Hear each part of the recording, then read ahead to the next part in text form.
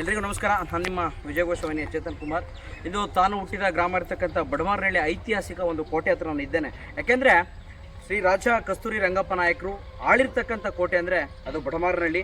1300 ವರ್ಷಗಳ ಇತಿಹಾಸವನ್ನು ಹೊಂದಿರತಕ್ಕಂಥ ಕೋಟೆ ಅಂದರೆ ಅದು ನಾನಿರ್ತಕ್ಕಂಥ ಬಡಮಾರನಹಳ್ಳಿ ಕೋಟೆ.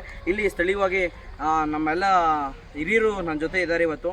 ಯಾಕೆಂದರೆ ಈ ಒಂದು ಕೋಟೆ ಪ್ರಾರಂಭದಲ್ಲಿ ಕಟ್ಟಬೇಕಾದ್ರೆ ಪ್ರತಿ ಸರಿ ಕಟ್ಟದಲ್ಲೂ ಕೂಡ ಕೋಟೆಯ ಕಲ್ಲುಗಳು ಹೊರಗಡೆ ಬೀಳ್ತಾಯಿದ್ರು. ಆಗ ಯಾರೋ ಒಬ್ಬ ಶಾಸ್ತ್ರದ ಜೊತೆ ಆಗಿನ ಶಾನುಭೋಗರು ಕೇಳಿದಾಗ, ಇಲ್ಲಿ ನೀವು ಒಂದು ಮಹಿಳೆಯನ್ನು ಗೊಲ್ದ್ರು, ಒಂದು ಮಹಿಳೆ ಇದು ಮಜ್ಜಿಗೆ ಮಾರ್ತಾ ಇತ್ತಂತೆ, ಆ ಮಹಿಳೆಯನ್ನು ನೀವು ಶಾಂತಿ ಮಾಡಿದಾಗ ಬಲಿ ಕೊಟ್ಟಾಗ ಈ ಕೋಟೆ ನಿಂತ್ಕೊಳ್ತದೆ ಅಂತ ಒಂದು ವಾಡಿಕೆ ಇದೆ. ಅದರಂತೆ ಈ ಕೋಟೆ ಕೂಡ ಬಹಳ 1300 ವರ್ಷಗಳಿಂದ ಕಟ್ಟಿರ್ತಕ್ಕಂಥ ಎಸ್ಟಿಮೇಟ್ ಆಗಿರೋದು. ಯಾವುದೇ ಕಲ್ಲುಗಳು ಹೊರಕ್ಕೆ ಬಿದ್ದಿಲ್ಲ. ಅಂತಹ ಒಂದು ಪ್ರಸಿದ್ಧವಾದ ಕೋಟೆ ಜೊತೆ ಮಾರಂಗುಡಿ ಇದೆ, ಆಂಜನೇಯ ಗುಡಿ ಇದೆ. ಇದ್ರ ಬಗ್ಗೆ ಇತಿಹಾಸವನ್ನು ನಮ್ಮ ಜೊತೆ ದೇವರಾಜ್ ಅವರು ಮುಖಂಡರು ಇದ್ದಾರೆ, ಈ ಸ್ಥಳೀಯರು. ಅವ್ರು ಮಾತಾಡ್ಸೋಣ. ಅಣ್ಣ, ಇದ್ರ ಬಗ್ಗೆ ಯಾವ ರೀತಿ ಅನ್ನಿಸ್ತಿದೆ? ಇದು ಸುಮಾರು 1300 ವರ್ಷಗಳ ಹಿಂದೆ ಕಟ್ಟಿರೋಂಥ ಕೋಟೆ ಅಂತ ನಮ್ಮ ತಾತ ಮುತ್ತಾತ ಕಾಲದಲ್ಲಿ ಹೇಳ್ತಿದ್ದಾರೆ. ಇದು ಇಲ್ಲಿಂದ ರತ್ನಗಿರಿಗೆ ಪಾಳ್ಯಗಾರರು ಹೋಗ್ತಿದ್ರು ಅಂತ. ಇಡೀ ಇದು ಕಾಣ್ತೈತೆ ಬಾಗಿಲು, ಹೆಬ್ಬಾಗಿಲು. ಈ ಹೆಬ್ಬಾಗಿಲು ಮುಖಾಂತರನೇ ನಾವು ಇದು ಒಳಗಡೆ ಬರ್ಬೇಕಾಯ್ತೈತಿ. ಇಡೀ ಬಡಮಾರನಹಳ್ಳಿ ಸುತ್ತಲೂ ಕೋಟೆ ಇದೆ, ಸುತ್ತು ಕೋಟೆ ಇತ್ತು, ಊರು ಒಳಗಡೆ ಇತ್ತು. ಈ ಹೆಬ್ಬಾಗಿಲು ಮುಖಾಂತರನೇ ಬಂದು ಹೆಬ್ಬಾಗಿಲು ಮುಖಾಂತರನೇ ಹೊರಗಡೆ ಹೋಗ್ಬೇಕಾಯ್ತು. ಸಂಜೆ ಆಗ್ತಲೇ ಬಾಕಲು ಹಾಕ್ಬಿಡೋದಂತೆ. ಮತ್ತೆ ಯಾರೇ ಕಳ್ಳರು ಕಾಕರು ಯಾರು ಬರೋ ಒಂದು ಇದ್ದಂಗೆ ಬಹಳ ಬಂದೋಬಸ್ತ್ ಮಾಡಿದ್ದಾರೆ. ಈಗಲೂ ಸುತ್ತಲೂ ನೋಡ್ಕೊಂಬಂದು ಇಡೀ ಬಡಮಾರನಹಳ್ಳಿ ಸುತ್ತಲೂ ಒಂದು ಕೋಟೆ ಕಟ್ಟಡ ಐತಿ.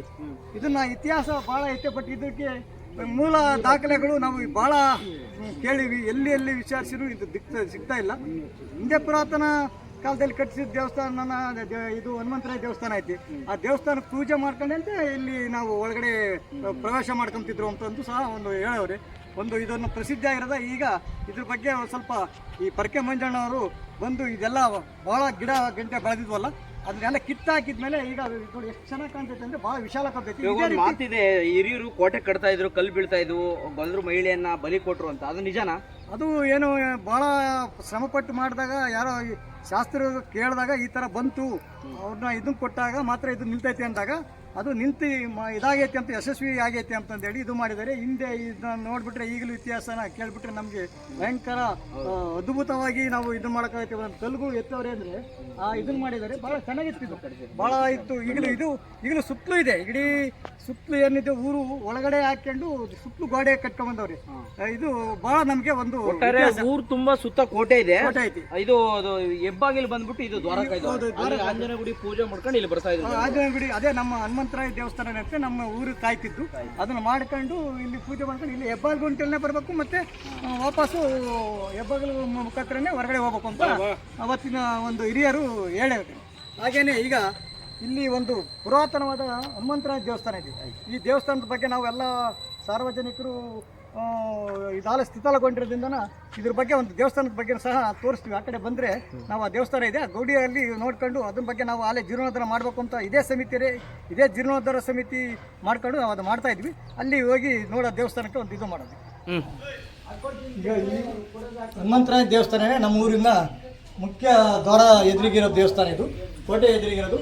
ಈ ಹನುಮಂತರಾಯ ದೇವಸ್ಥಾನ ಮತ್ತು ನಮ್ಮ ದೇವಸ್ಥಾನ ಇವೆರಡು ಬಡಮಾರನಹಳ್ಳಿ ಗ್ರಾಮದ ಕಾದು ಅಂದರೆ ಯಾವುದೇ ರೋಗ ರುಜಿನ, ಯಾವುದೇ ರೀತಿ ಕಳ್ಳ ಕಾಕರ ಎಲ್ಲರನ್ನೂ ಒಂದು ಇಟ್ಕೊಂಡು ಭಾಳ ಕಾಪಾಡ್ತಂತ ಭಾಳ ದೇವಸ್ಥಾನದಿತ್ತು.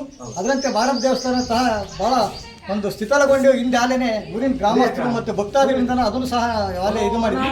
ಈಗ ಈ ಹನುಮಂತರಾಯ ದೇವಸ್ಥಾನ ಎಲ್ಲ ಸ್ಥಿತಲಗೊಂಡು ಆಲೆ ಬೀಳೋ ಪರಿಸ್ಥಿತಿ ಇದೆ. ಅಂದರೆ ಆ ಕೋಟೆ ಕಾಲದಲ್ಲಿ ಕೋಟೆ ಏನು ಕಟ್ತಿದ್ರು ಅವತ್ತಿನ ಇದು ದೇವಸ್ಥಾನ ಈಗೆಲ್ಲ ಸ್ಥಿತಲಗೊಂಡಿದ್ರೆ ಊರಿನ ಗ್ರಾಮಸ್ಥರೆಲ್ಲ ಮುಖ್ಯ ಕಲ್ತ್ಕೊಂಡು ನಾವು ಸುಮಾರು ಈಗಾಗಲೇ ಒಂದು 3 ಲಕ್ಷ 3.5 ಲಕ್ಷ ರೂಪಾಯಿ ಕಲೆಕ್ಟ್ ಆಗಿದೆ ಎಲ್ಲ ಭಕ್ತಾದಿಗಳಿಂದ. ಈಗ ಇದನ್ನ ಕಟ್ಟಡ ಎಲ್ಲ ಸ್ಥಿತಲಗೊಂಡಿರೋದನ್ನೆಲ್ಲ ತೆಗೆದುಬಿಟ್ಟು ಹೊಸ ಕಟ್ಟಡಕ್ಕೆ ಎಲ್ಲ ಪ್ರಾರಂಭ ಮಾಡ್ತಾ ಇದ್ವಿ. ದಯವಿಟ್ಟು ನನ್ನ ಇನ್ನೂ ಭಕ್ತಾದಿಗಳು ಯಾರಾದರೂ ಇದ್ರೆ ಇದ್ರ ಬಗ್ಗೆ ನಾವು ಅಲ್ಲೇ ಒಂದು ಕೆನರಾ ಬ್ಯಾಂಕ್ ಬರಗೂರಲ್ಲಿ ಅಕೌಂಟ್ ಓಪನ್ ಮಾಡ್ತಾ ಇದ್ವಿ. ಒಂದು ದೇವರು ಅಂದರೆ ಬಹಳ ಭಕ್ತಿ ದೇವರು. ಇದು ಏನೇ ಒಂದು ಇದನ್ನು ಕೊಟ್ಟರು ಬಹಳ ಇಲ್ಲಿ ನಮಗೆ ಕಾಪಾಡ್ಕೊಂಡು ಬಂದಿರೋದು. ಇಲ್ಲಿ ಬಡಮಾರನಹಳ್ಳಿನೇ ಕಾಪಾಡೋದಂಥ ದೇವರು ಅಂದರೆ ಇದೇ ದೇವರು. ಇಲ್ಲಿ ಮಾರಮ್ಮ ತಾಯಿ ಇದೆಯಲ್ಲ, ಅದು ಸಮೇತ ಇದೆ. ಬೇರೆ ಯಾವುದೇ ಕಡೆಯಿಂದ ಊರಿಂದ ಬೇರೆ ದೇವಸ್ಥಾನ ದೇವರು ಬಂದ್ರು ಊರಕ್ಕೆ ಆ ತಾಯಿ ಬಿಟ್ಕೊಂತಿರ್ಲಿಲ್ಲ. ಅವೇನಿದ್ರು ಊರಿಂದ ಹೊರಗಡೆ ಹೋಗ್ಬೇಕಾಯ್ತಂತೆ. ಅಂದ್ರೆ ನಮ್ಮ ತಾತರು ಹೇಳ್ತಿದ್ರು, ನಮಗೂ ಸ್ವಲ್ಪ ಬುದ್ಧಿಮತ ಗೊತ್ತಿದೆ. ಯಾವುದೇ ದೇವರು ಇವತ್ತು ಹೋದ್ರೂ ಆ ತಾಯಿ ಬಿಟ್ಕೊಂಬಲ್ಲ, ಆ ಥರ ಇದೆ. ಇದು ಅಷ್ಟೇ ಬಹಳ ಒಂದು ಇದಾಗಿದೆ. ಇದ್ರ ಇದ್ರ ಬಗ್ಗೆ ನಾವೆಲ್ಲ ಈ ಒಂದು ಸ್ವಚ್ಛತಾ ಕಾರ್ಯಕ್ರಮದಾಗೆಲ್ಲ ಕುತ್ಕೊಂಡು ಮಾತಾಡ್ಬೇಕಾದ್ರೆ ಇದನ್ನ ಒಂದು ಇದು ಮಾಡೋಣ ಅಂತ ಹೇಳಿ ನಾವು ಈ ಒಂದು ಸಿದ್ಧಗೊಂಡಿರೋ ಬಗ್ಗೆ ಈ ಮಾನ್ಯ ಶಾಸಕರು ಸಹ ಮನವಿ ಸಲ್ಲಿಸಿದ್ವಿ. ಹಾಗೆ ಧರ್ಮಸ್ಥಳದ ಮಂಜುನಾಥ್ ಸಹಕಾರದ ಅಲ್ಲೂ ಧನ ಸಹಾಯ ಕೇಳಿದ್ವಿ. ಇದನ್ನ ಮತ್ತೆ ಇನ್ನೂ ಹೆಚ್ಚಿನ ರೀತಿಯಾಗಿ ತಾವು ಭಕ್ತಾದಿಗಳು ಈ ಒಂದು ದೇವಸ್ಥಾನಕ್ಕೆ ಕೊಟ್ರೆ ಬಹಳ ಚೆನ್ನಾಗಿ ಏನು ಹಿಂದೆ ಮಾರಮ್ಮ ದೇವಸ್ಥಾನ ಹೆಂಗೆ ಕಟ್ಟಿಸಿದ್ವು ಅದೇ ರೀತಿನ ಇದು ಆಂಜನೇಯ ದೇವಸ್ಥಾನ ಕಟ್ಟಿಸಕ್ಕೆ ನಮಗೆ ಪ್ರೋತ್ಸಾಹ ಆಗ್ತಿದೆ. ಈ ಮಾರಮ್ಮ ದೇವಸ್ಥಾನ ಎಷ್ಟು ಚೆನ್ನಾಗಿ ಕಟ್ಟಿಸಿದ್ವಿ ಅಂದ್ರೆ ಅವತ್ತಿನ ಸಹಕಾರ ಗೌರ್ಮೆಂಟ್ ಇಂದ ಏನು ಇಲ್ದೇನೆ ನಮ್ಮ ಅಣ್ಣರಾದ ಪುಟ್ಲಿಂಗಪ್ಪರು ಮತ್ತೆ ಊರಿನ ಹಿರಿಯರು ಎಲ್ಲರೂ ಸೇರ್ಕೊಂಡು ಅವತ್ತು ಆ ದೇವಸ್ಥಾನ ಮಾಡಿಸಿದ್ವಿ. ಇವತ್ತು ಸಹ ಈ ದೇವಸ್ಥಾನ ನಾವು ಮಾಡಬೇಕು ಅಂತಂದೇಳಿ ಎಲ್ಲ ಹಿರಿಯರ ಮುಖಾಂತರ ಗುರುಗಳ ಮುಖಾಂತರ ನಾವು ಹೊರಟಿದ್ವಿ.